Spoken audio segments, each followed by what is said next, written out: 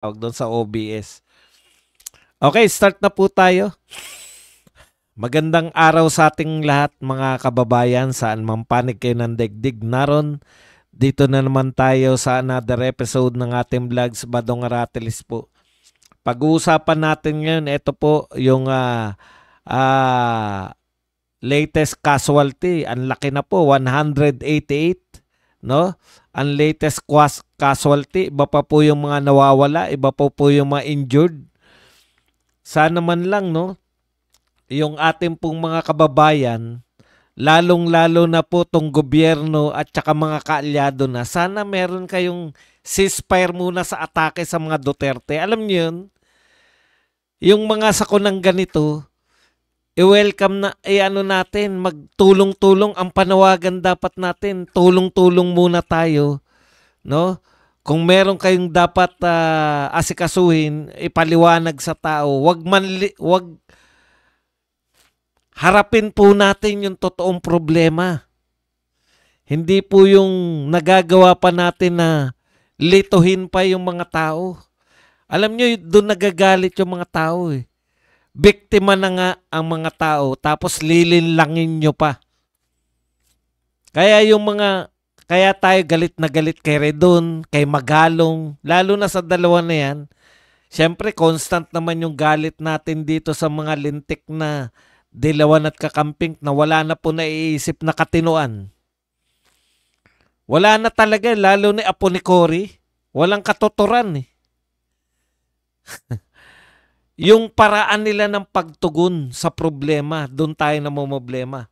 Okay, pinagpapaliwanag rin po ni Governor Baricuatro ang dating governor. Yan pa. Sinasakyan pa, narinig lang natin na 2019. Yung salitang 2019, akala mo, oy, Duterte yan. Pati ba naman tayo,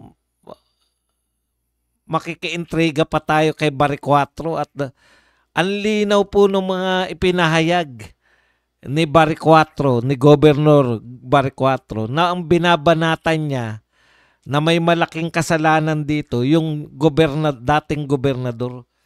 Kauupo lang. Alam niyo po, kung 2025 ka lang nanalo, no? Kung ikaw ay kapapanalo pa lang po ni Baricuatro ngayong 2025, normal po yan. Dapat talaga isisi mo yung sisihin, dapat yung sisihin. Ang hindi po normal, ika-4 na taon mo na nanunungkulan, sinisisi mo pa rin yung dating pamahalaan. Iba po talaga, no? Iba po talaga. Sabi nga ni Rolando, mahirap makiusap sa bangag, demonyo na ang kaisipan. Iba po talaga. Ngayon po natin nakikita yung hindi normal na pag-iisip eh. Pumunta doon ng Pangulo, turo ng turo. Ang dami pong picture na nakaturo na naman. Wala pong nagagawa yung pagtuturo ninyo. Meron pang picture ako nakita na ano eh. Na yung mga tao eh, parang showdown eh. Alam, alam niyo yung, eto, papakita ko lang po sa inyo. Mahirap kasi magpakita rito sa maraming paghandang ginagawa pa. Teka lang ha. Ipapakita ko lang po sa inyo kung ano tong sinasabi ko na to. Na mga picture.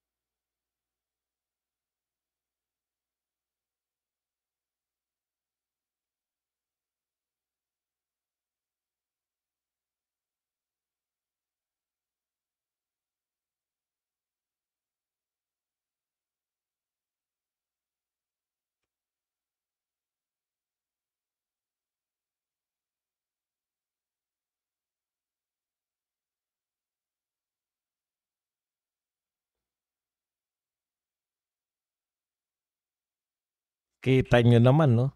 Yan, tignan nyo po tong picture na to.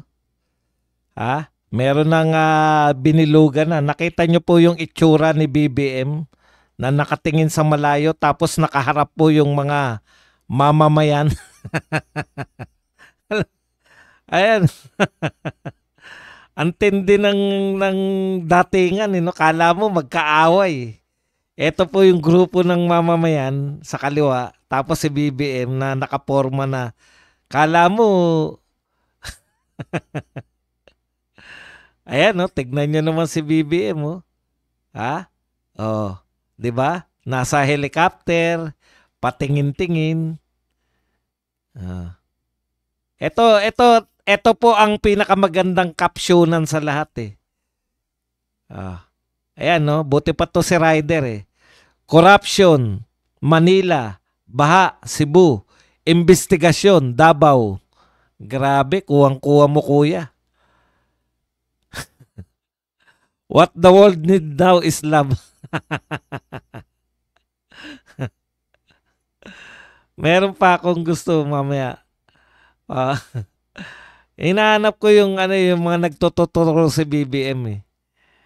Ayan, eto po yung mga nagtuturo si BBM. Nakita nyo naman po. Oh, turo-turo lang. Ayan. Kala mo may magagawa yung pagtuturo eh. Yan po yung nakakabwisit pag nakita po ninyo yung mga ganyan, no? Sa social media. Pag nakita po natin yung presidente natin na very active, na nagtuturo, no? Very active po siya. Ayan. Okay, punta na po tayo rito, no? Ito po, sinabi po ni Pambari 4. Sabi po ni Gob Pambari 4, pakisagot madam. May mga gusto po siyang ipaliwanag ng dating gobernador kasi nakakalungkot po talaga. Sabi po ni Gob Barquatro, I am furious about the recent flash flood that claimed lives and destroy properties. This tragedy did not have to happen. Our people deserve leadership that acts decisively to prevent these disasters and to protect our communities. Ayan, eto po, I'm asking the following clearly and publicly. Ganito po dapat kung mag-aakusa ang mga tao, may sasagutin, no? Ito po ang linaw po ng mga pinasasagot ni Barquatro kay Madam Gwen Garci. Ha? Ito po ang kanyang mga katanungan. Para po, kasi kung 188, wala pong magiging aksyon ng ating gobyerno. Wala pong patutunguhan. Same as pareho pa rin. Nakalive ako mahal, mamaya na.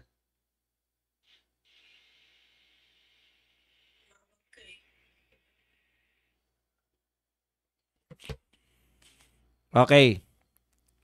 Kung same as pareho pa rin, as usual pa rin yung gagawin natin. Magtuturo, photo ops lang, papakita na parang may nangyayari talaga sa buhay. Tapos, wala kang malinaw na ang maganda kay Gob Barquatro, yung pagkakaiba nila ni BBM, si BBM nagtatanong pa rin eh, saan galing yung tubig ng baha? Samantalang si Barquatro, at least alam na niya kung sino dapat sisihin. Alam po ninyo, ang pagtingin po sa problema, dapat alam mo yung problema. Bilang leader, dapat alam mo kung ano ang problema para mo malutas. Dito, mga taga Cebu, at least meron kayong gobernador, pasensya na kayo, ilang buwan pa lang nakaupo yan. Huwag nyo pong isisi sa kanya. At least alam niya kung ano yung problema ninyo at masusolusyonan. Kasi pag hindi mo alam ang problema, papapicture ka lang na parang turo ka lang ng turo. Alam niyo may kapareho to si BBM eh. Turo lang ng turo sa si Lenny, ganyan na ganyan eh. Maraming salamat kay Amik muna. Teacher pala si Bongbong, turo ng turo ang pupa. Forma ng forma, turo ng turo, no? Mas maganda pa yung nakalagay sa likod ng ano. Yun talaga sa pool eh. O, eto po. Pakisagot, madam. Number 1, why were crucial Central Cebu protected watershed issues not addressed during the previous administration when a conglomerate wanted to help build a dam? Okay, tapo ninyo. Meron naman po pala noon pa. Kasi walang tapunan ng tubig, no? Meron naman palang gustong magtayo ng dam diyan sa Cebu. Bakit hindi po inaksyonan ni Maring Gwen? Number 2, why were there quarrel with a neighboring official on watershed management instead of united action for our people? Hindi ko po alam kung sino po itong neighboring official na sinasabi ni Pambari 4. Ang alam ko yung Cebu, sarili, di ba? Isang isla yung Cebu o may hindi ko po hindi ko po kabisado. Meron bang kahati yung Cebu sa isla nila? Alam ko buong Cebu isang isla eh. O mali ako? Okay, number 3.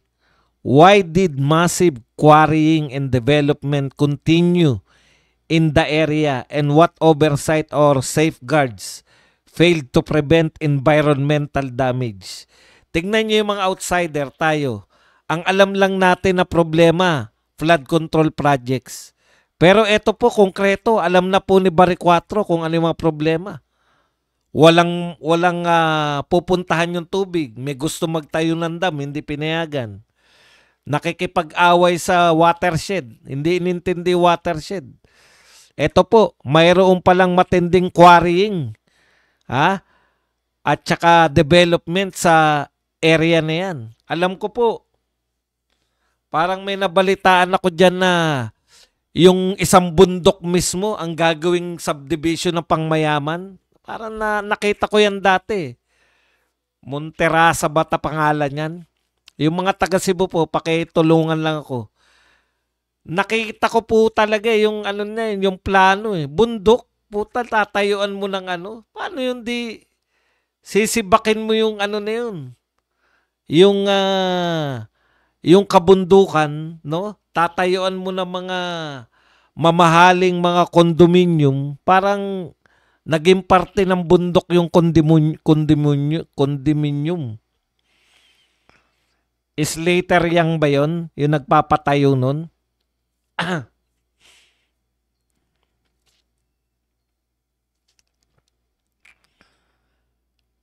Alam nyo po, hindi naman po lahat yung kasalanan nito. Sobra naman kayo. Kung lahat po ng pera, hindi, nag-aaral na po niyan, kaya nga po may mga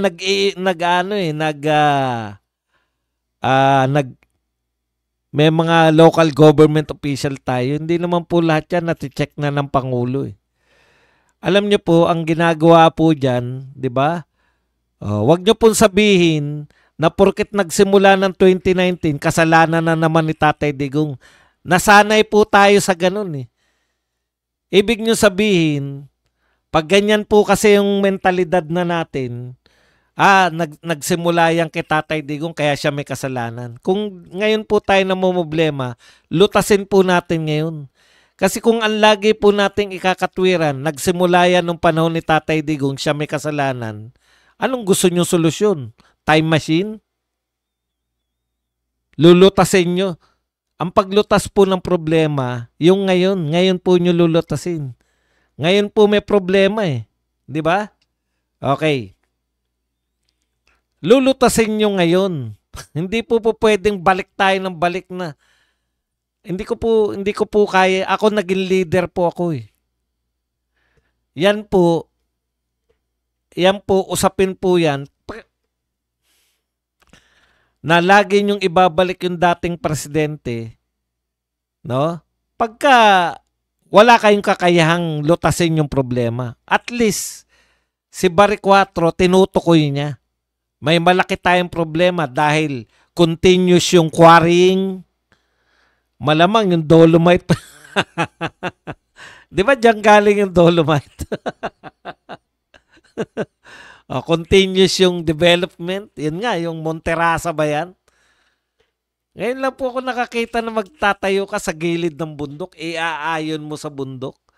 Paano napayagan yan, no? Okay. At isa pa, ano pa yung huli? Why were quarry permits issued to cronies or without transparent due process? Hindi naman po yung quarry, tignan nyo ito na po yung problema na tukoy na eh. Hindi naman po yung quarry nagsimula na pumipirma ng permit na nagkukwari yung presidente ng Pilipinas eh. 'Di ba?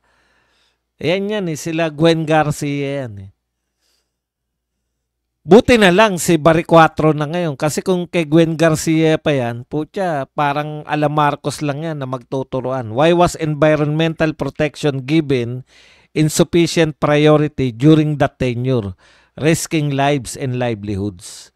Okay, so eto po, dapat po may managot dito, no? Kung DNR, kung sino man po yung may kagagawan ng pagpayag dyan, kung yan po ang natutukoy nila, kasi hindi tayo taga Cebu eh. Ako hindi po ako taga Cebu eh. Wag na po yung, dating presidente yung may kinalaman yan. Pucha, hindi nyo po malulutas yung problema. Wala kayong malulutas kung sisisihin nyo lang po yung dating presidente lagi. No? Dating presidente ang may kasalanan ng lahat. Ano po kalutasan nun? Time machine. Pero kahit nakasalanan pa yan ng dating presidente, dapat kang umaksyon dahil ikaw ang presidente ngayon, ikaw ang pinuno ngayon. Yun po yung point dun eh. Yan po yung nami-miss natin lagi, yung point na yan. Baka naman 2017 na at 2027 na. Sinisisi pa rin ni BBM si President Duterte. Nawili kasi, inaalaw kasi natin. Tinatanggap natin yung katwiran na dating presidente lagi ang may kasalanan. Hindi po uubra yan ganyang katwiran ngayon. Ang dami na po namamatay. Hindi na po uubra kung extraordinary na tong nagaganap sa atin. Hindi na po uubra to na isising nyo lang sa kalikasan. Sabi nyo nga, kulay putik eh. Galing sa taas. Tsaka nakikita natin yan, di ba? Yung development, yung kay Gwen Garcia, di ba? Yung naalala nyo, yung gusto niyang itayo, yung ilipat yung Kapitolyo sa tuktok ng bundok. Naalala nyo yun? Tapos pinatag na nila yung bundok. Yung mga ganong sitwasyon, hindi nyo po pwedeng isisilagi yan sa dating presidente ng lahat. Ngayon, ako naniniwala ko, pag yung tao alam niya yung mga problema, actually tinatanong lang naman yan si Gwen Garcia. Pero dapat yan solusyonan. Dapat ponduhan nyo yan. Dapat yung bilyonaryo ba yan, nagpatastas ng bundok. First time ko po narinig na pinatastas mo yung bundok para tayuan mo ng condominium, ng pangmayaman. Disregarding lahat, no? Ano yan? Meron na po ba kayo nakitang ganyan? Yung pong mga sa ibang bansa, nakikita nyo sa mga Italy, di ba? Mga ganun. Pwede po yun eh. Kasi bato yun eh. Yung tinitirikan nila, bato. Sa atin, alam nyo naman, no? May mga puno, ibig sabihin, lupa yan. Duterte busy sa project, kaya wala ng panahon sa nakaraan. Speaking, yan po ang nakakagalit ngayon. Sa totoo lang po. Bakit po nakakadagdag galit natin? Kasi sa totoo, 'di ba? Dapat badong. 'Di ba? Dapat naman badong na tumigil din kayo sa kaatake dahil may sakuna na nga. Paano po kami hindi titigil sa kaatake? Ayaw po nilang tumigil din. Hahayaan na lang po ba natin na lahat na, alam niyo po yun, yung Kung nananawagan po mismo yung gobyerno na magtulungan tayo, magtulong-tulong tayo, tigil muna natin yung politika. Basta hindi po namin pababayaan to. May dapat managot at nakikita natin na may nananagot. Hindi ba tayo matutuwa? Eto po yung mga kinikilos ng gobyerno at mga kaalyado niya. Tignan niyo po. Oh, eto po ang balita ngayon. O yan, si Ridon. Nakita niyo po, yung pagmumukha ni Ridon. O, bukang bibig, Dolomite. O, Dolomite probe not about Rody Duterte. O, kasi pinupunan na siya. Bakit ka nag-imbestiga ngayon? Ito po nakakagalit. O, tignan nyo, Malacanang on Wednesday. Investigation in the 343. Bakit hindi kami atake ng mga Duterte vloggers? Tignan nyo, bukod kay doon na pinaimbestigahan yung Dolomite, yan, Dolomite probe, itutuloy pa rin ng pagmumukha niya kahit wala pong nagsasabi na may anomalya. Ito po, Malacanang said it wants an investigation into the 343 flood control projects in Cebu from 2016 to 2022. At talagang specified 2016 to 2022 ang iimbestigahan nila. Ang tanong, bakit? Bakit kayo nakapokus dyan sa 2016 to 2022 lang? Bakit hindi yung kasama yung 2022 to 2025? Samantalang, kahit tignan nyo yung figure, wala pa sa kalahati. Yung 2016 to 2022, wala pa sa kalahati yan ng 3 taon nyo na budget. Doon kami namumblema yung ang laki na ng problema ng Pilipinas, nagagawa nyo pa na ihanap ng sisi sa mga Duterte ang lahat. Badong, meron namang ICI, 'di ba sila nag-iimbestiga? O meron nga po, pero tignan nyo po. Ano po ba ginagawa ng ICI? Oh. Ayan po yung chairman ng ICI. Tignan nyo po. Yung chairman po ng ICI, ayan. Oh, nagrarally po sa loob ng opisina niya. May placard. What the world needs now is love. Not greed, not selfishness. Akalain niyo. Nagpe-press con siya, biglang tumayo at yan po ang dinidiscuss niya. Nag-preach po siya. Hindi po masama yan sinasabi niyo. Pero ang gusto po naming malaman bilang ICI chairman, ilan na po napakulong niyo? 0 po ang casualty, 0 po sa kasalukuyan ang nakakulong. Imagine ninyo, ang laki po ng pera ninyo, no? Ayan, what the world needs now. Parang gusto nyo pa na, wag na kayo magalit. Mahalin nyo na lang yung mga magnanakaw. Wag na kayo magalit. Ayan, the world needs now is love. Magmahalan po tayo. O, buti pa yung isang leader ng mga oldies, sabi niya, paano namin mamahalin yung mga yan? Mga magnanakaw, mga ninakaw yung pera namin, ang daming casualty dahil sa pagbaha. Tapos sabihin nyo, wag na kaming magalit, mahalin na lang namin yung mga magnanakaw.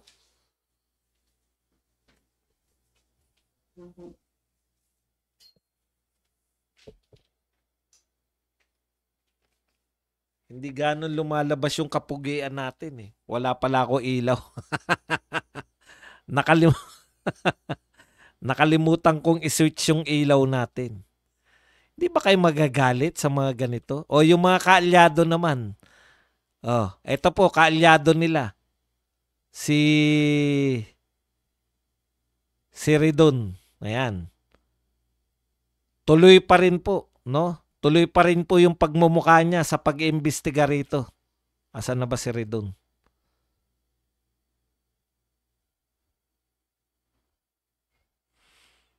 Yan, itutuloy pa rin po ni Ridon at ng kanyang mahiwagang ilong ang pag-imbestiga sa Dolomite. Sino po hindi maaasar, no? Kung tumahimik na lang muna kayo. Ito pa po yung apo ni Cory. Tignan ninyo ha, paano ka matutuwa nito?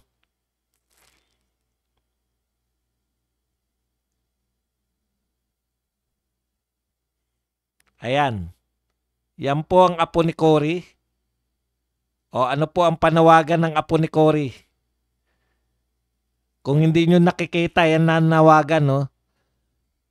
Release Sal and now. Wala naman pong problema dyan sa mga panawagan yung release Sal and now. Pero wag nyo namang isabay na habang talagang hindi mo na maintindihan yung mga utak nito eh. Tignan mo, itsura pa lang nitong apo ni Cory, oh. Para pagtakpan lang yung mga issue ng flood control, sasabayan nyo ng rally-rally nyo na release Sal and now. Ano pong katotoran? Eh kung i-release nila Sal and nila, may makukulong na ba sa flood control? May makukulong na ba magnanakaw? Panlito lang yan eh. Yan lahat ng ginagawa nyo, panay panlilito. Para kayong ito, turo lang ng turo.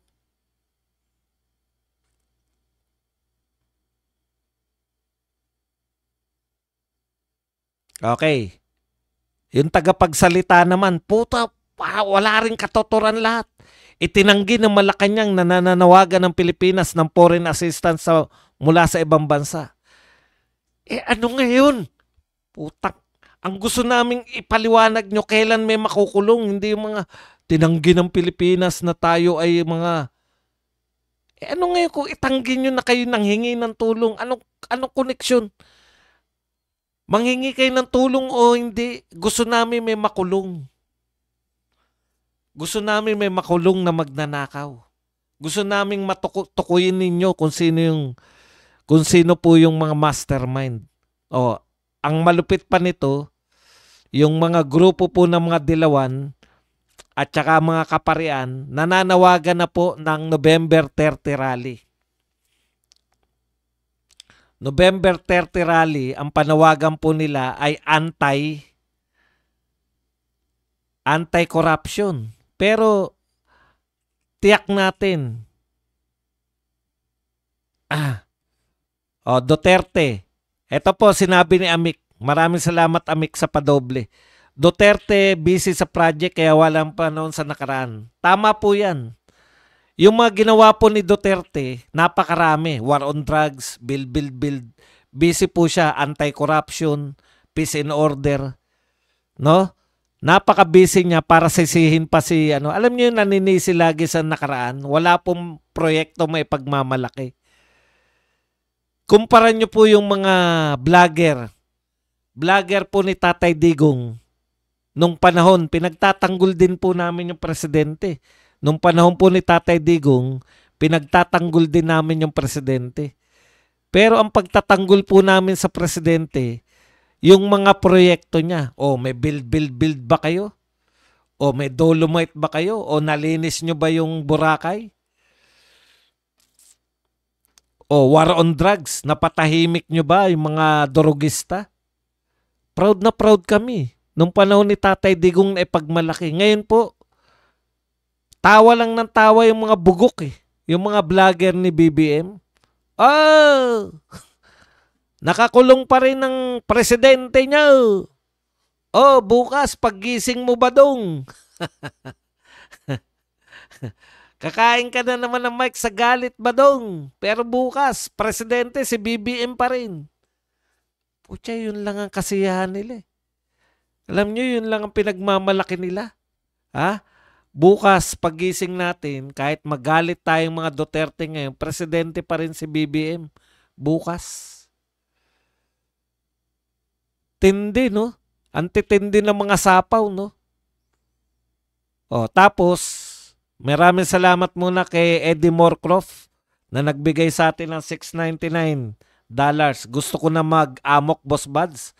Hayop na BBM, batugang bangag, Marcos. Ang malupit pa niyan, dito talaga ako nauurat eh. Uunahan pa tayo ng mga kaparean, ng mga dilawan, pangunguna ni Dilima, ni Kiko, Bam, Hontiveros, uunahan pa na manawagan ng anti-corruption rally. Papanagutin ang lahat ng korap. Ni hindi mabanggit si Martin eh. Hindi mabanggit si BBM eh. Pag umate naman sa rally, papanagutin, i-impeach si BP Sara ang panawagan ng mga leader nila. Alam niyo po, wag na kayo magpaloko. Sabihin po ninyo sa mga nag-iimbita niya sa inyo sa rally, kung hindi nyo rin lang pangangalanan yung korap na sinasabi nyo, hindi na kami pupunta. Yung nagagawa pa po nilang manlinlang, kakampi nyo si BBM. Opo, kakampi ni Dilima, ni Shell Jokno, ni Hontiveros, ni Kiko Pangilinan, ni Bam Aquino, Shell Jokno, tsaka si Tabingi. Kakampi nila si BBM. Pinoprotektahan nila si Martin Romualdez, si Saldico. Yan ang katotohanan. Pero nagpapanggap sila na anti-corruption. Kakampi nyo nga yung mga pinagbibintangang korap eh. Ang pinagbibintangan na korap, pinaka-korap sa Pilipinas. Harap-harapan ang sinasabi ni Chavit Singson yan. Si BBM, Martin Romualdez at saka si Saldico, matagal nang tinukuyan ni BP Sara na may control ng budget ng Pilipinas. Tapos nananawagan kayong mga kaparean kasama ni Dilima, ni Hontiveros. Tinutukoy ko na po yung mga kakampi nila. Dilima, Hontiveros, Kiko Pangilinan.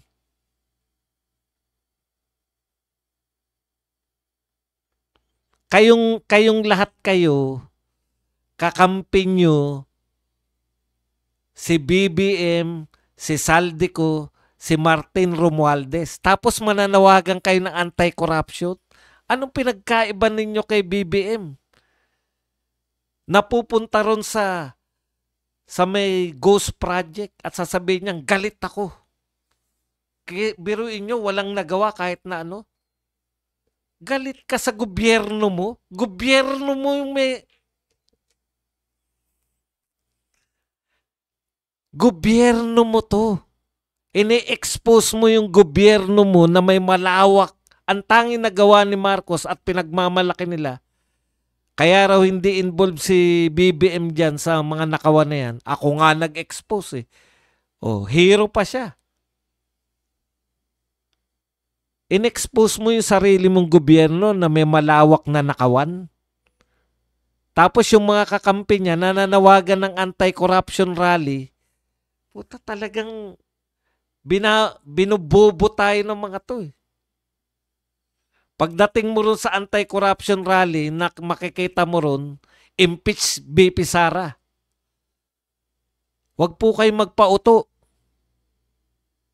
Kayo pong mga artista, galit na galit kayo.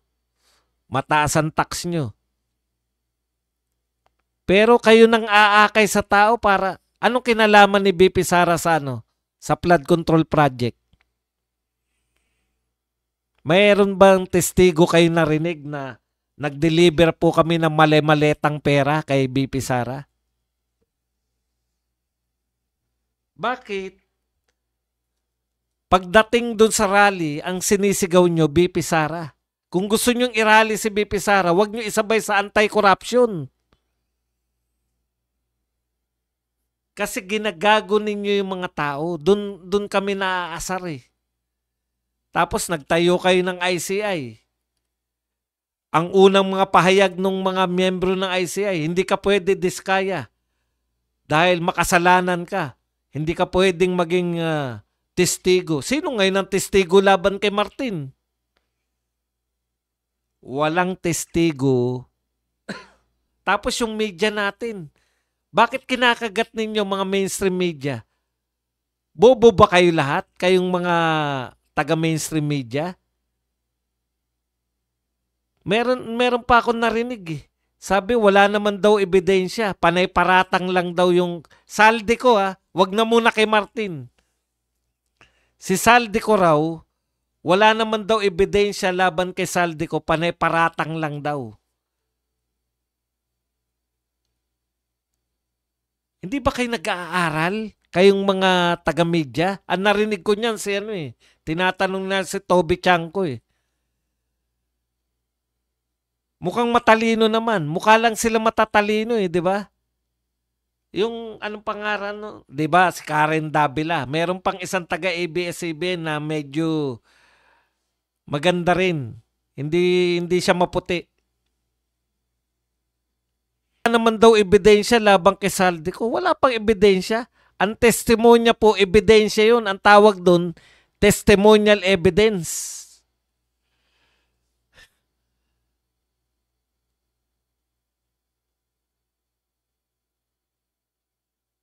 Testimonya po ay ebidensya.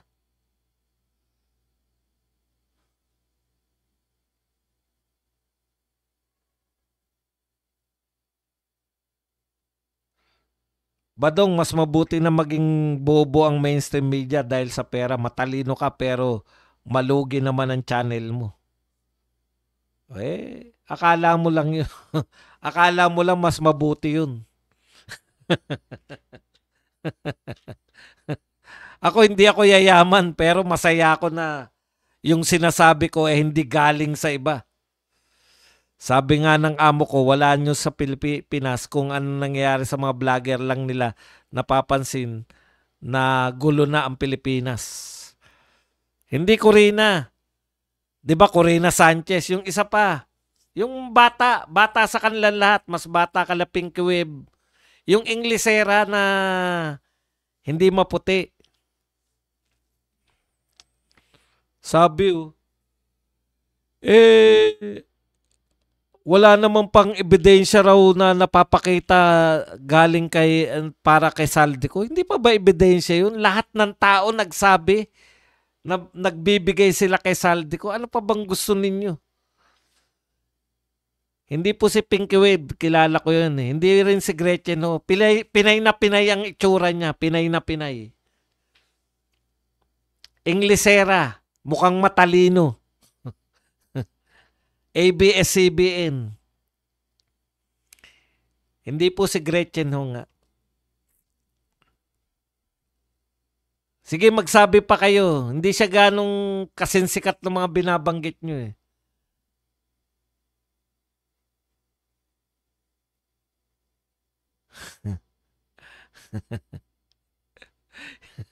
Yung maarte raw pag magsalita. Hindi si Cosim, may edad na rin yun. Mas bata sa kanila lahat. Wala ba kayong kilalang mas bata-bata? Constino? Julius. Sino yung Constino? Karen yata rin yun. Karen ba yun? Basta mas bata kay Karen Davila. Sino yung Constino? Hindi ko, parang ganun yata apelyido nung Constantino ba? Hernandez. Di na mo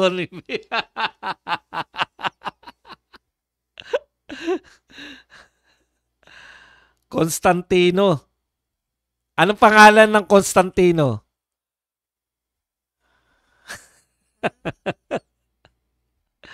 Si Bina Bonibi ba?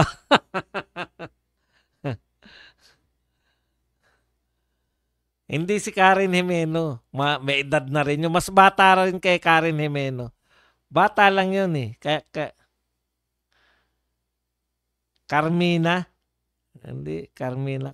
Carmina Constantino ba yun? Yung matapang yung itsura niya, yung parang Cheche Lazaro nung araw, ganun. Ganun yung makulak, Yung kilala nyo si Cheche Lazaro, di ba? Ganun ang itsura, na pinay na matapang ang itsura. Carmina. Constantino nga yata yun. Constantino. Yun. Pucha, sabihin ba naman na wala pa raw ebidensya hanggang ngayon kay Saldico? Talaga, wala pa ebidensya. Lahat na nga tinuturo si Saldico. Alam niyo po, yung testimonial evidence, yung testimonya, corroboration lang, corroborative statement. May magko-corroborate lang dyan sa sinasabi mo. Yun na po yun, matatag na po yun. Hindi po, ilan na po nagpatunay kay Saldico?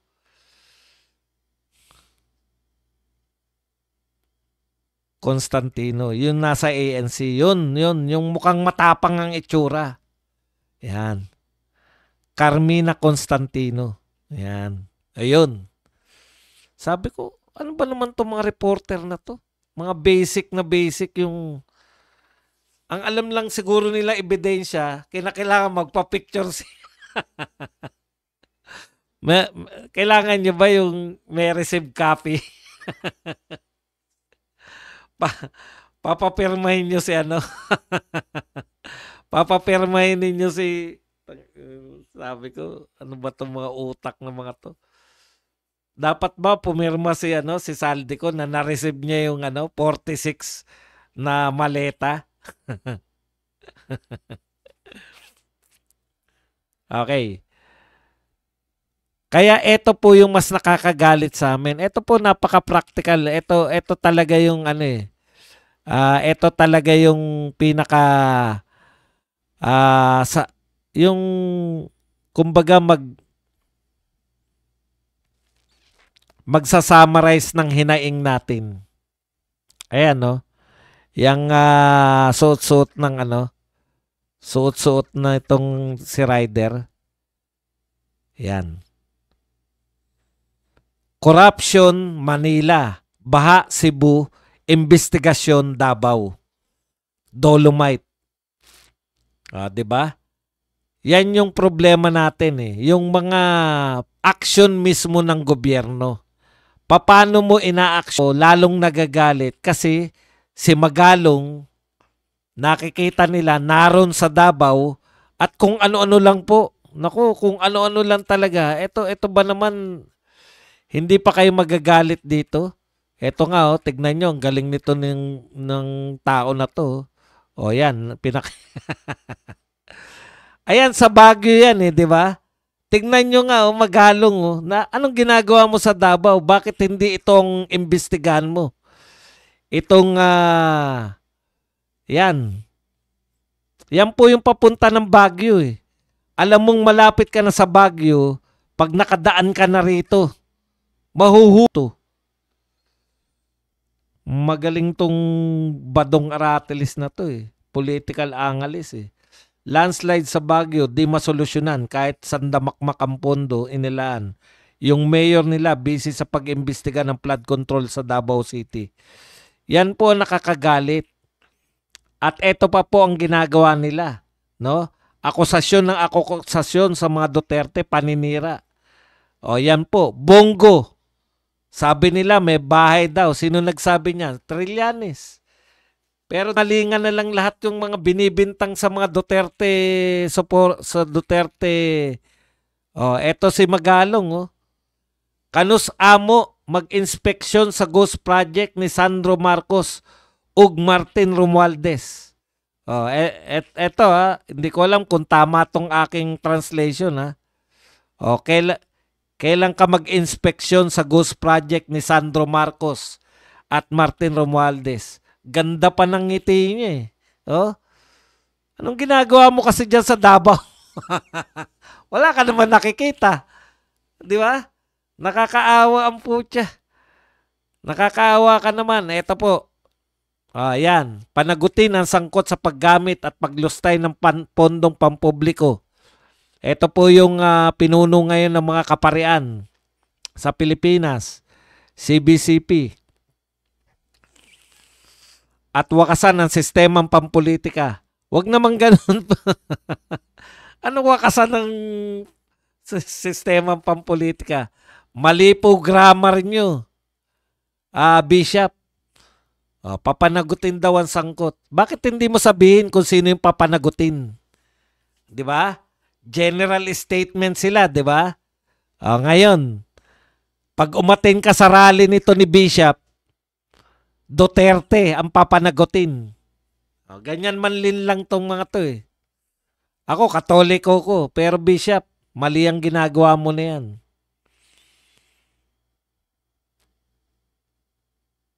Tandaan mo, Bishop. Ito si Magalong, oh. Tignan nyo naman, oh. Yan ba na landslide ba yan? May mga damo nga eh. Ano pinipicture mo dyan, Magalong? Magalong, ano pinipicture mo dyan? Sa totoo lang, ano? Na landslide ba yan? Doon ka sa landslide nyo sa may Baguio City. Hindi ko maintindihan kung ano yung pinipicturean niya dyan. Pag-aksaya po ng pera ng taong bayan. Yan po ang... Diyan po tayo na nagagalit. Baka sabihin nyo naman, wala naman to si Badong, galit lang ng galit. Paano hindi ka magagalit dyan? Nakita po ninyo na sa Cebu po, bumabaha. Nasa Davao City. Ang mga hunghang. Special mention natin yan si kasi nabudol tayo eh. At syempre gusto po nating tapusin ito. Itong ating talakayan bago tayo mag-question and answer. Dito po sa sagutan nito ni Auntie Claire at saka nito ni Mio Mio. May mga pondo, may pondo tayo, palasyo, di nagpasaklolo sa ibang bansa dahil sa bagyo.